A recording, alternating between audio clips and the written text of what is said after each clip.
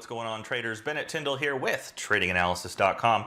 Thank you once again for tuning in. Today is Wednesday, May 6th, 2020. And traders, today we're going to go to work in the S&P 500. So let's go ahead and jump over to it. We're taking a look at a daily chart of the S&P going back to the intraday 33.93 spot 5-2 high that we saw back in February of this year. Taking a look at the price action that has followed.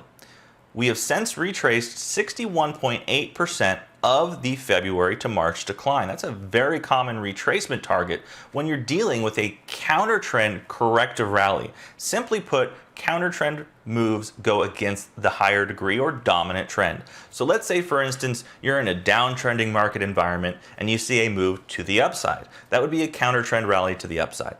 If you're in a market environment that is predominantly uptrending and you see a move to the downside, that's your counter trend correction at work.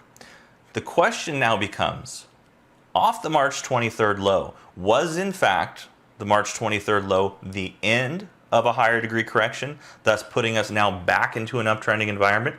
Or is in fact the move off the March 23rd low into the most recent high simply counter trend, B wave, ready to set us up for at the very least a retest of the March 23rd low, if not an all-out break through them and retest of that historical support level that we've noted for you guys over the past couple of months near the 1800 level in the S&P.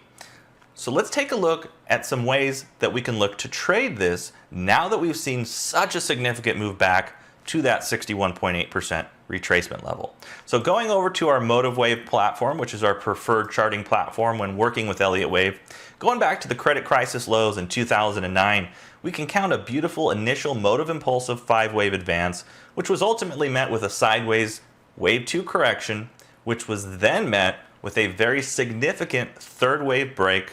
And within this green wave 3, it took us right to our upside objective. So typically speaking, when you're looking at a wave 3, your initial target for a wave 3 is equality to wave 1. That's more or less a measured move, okay? That's a case where it could be counter trend and it might not be impulsive. So equality is your initial target. Your more common stopping ground is your 161.8% Fibonacci extension of your wave 1 projected from your wave 2 correction for those of you who are looking to get technical. Zooming in a little bit, let's take a look at where that 1618 objective took us. So bringing in with a keystroke, thanks to Motive Wave, our wave 3 versus our wave 1, our 1618 was 2845 spot 39, okay? Versus the 2940 spot 91 intraday September 20th, I believe it was, 2018 high. Now, here's the question. From there, we've essentially been existing in a sideways correction in 3-wave fashions. So off the September high to the December low, we have a 3-wave move. From the December 2018 low, where everybody was beginning to capitulate, turn bearish, and expect an all-out breakdown to 1800 or even 2000 in the S&P, we saw it a little bit differently at Trading Analysis, and we were anticipating that move back, which is why we began to reallocate capital and equities, and we began trading accordingly based on this Elliott Wave interpretation. From there, we completed a 3-wave move back and then rolled over into the March 2020, March 23rd low. So this was our COVID breakdown, which very likely could have completed wave C of an overall 335 Elliott Wave flat correction. Now, we've come about 34% off the lows in the S&P 500. Is now the time to be reallocating to the upside? Absolutely not. Is now the time to be positioning for the less likely event and scenario that we break to the March 23rd lows and eventually move lower?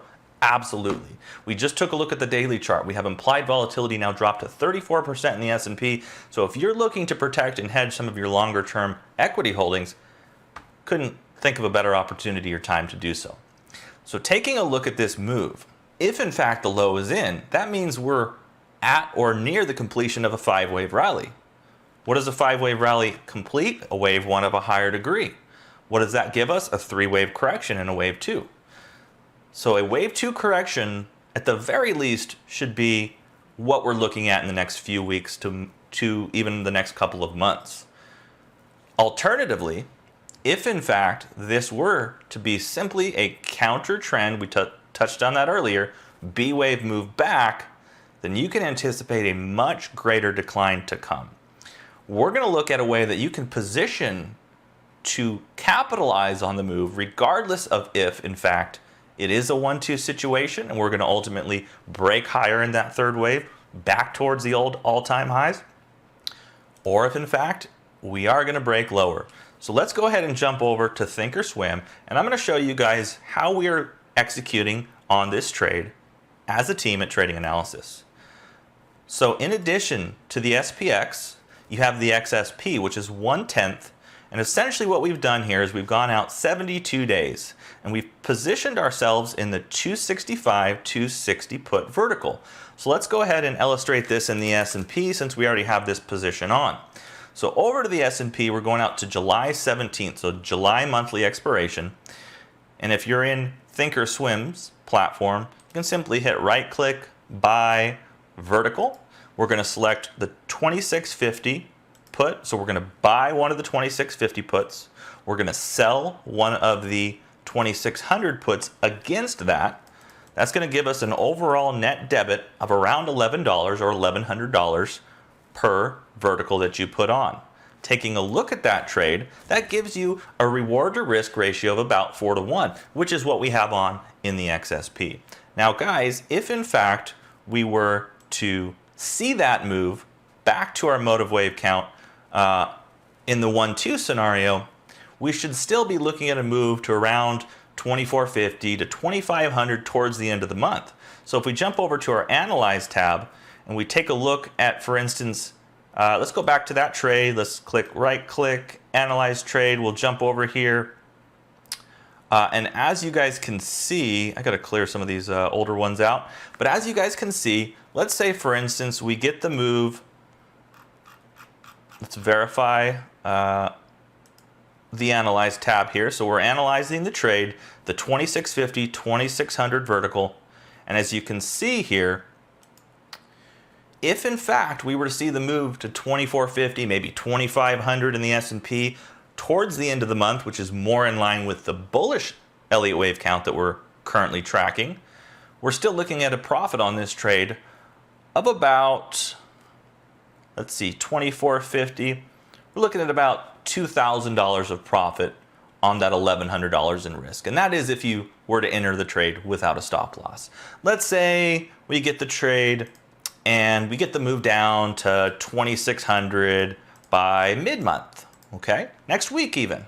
We're still looking about a 1-to-1. So as you can see in the bottom left-hand corner of the Analyze tab, 516, if we were trading 2600 on 516, based on the current Greeks, it's not a perfect science, we'd be looking at about $1,100 in profit, where if we were to hold that 2600 into expiration, we're looking at 3,600 in profit. And of course, anything below the 2600 strike at expiration, you're looking at about that $3,880 profit potential on the $1,100 in risk.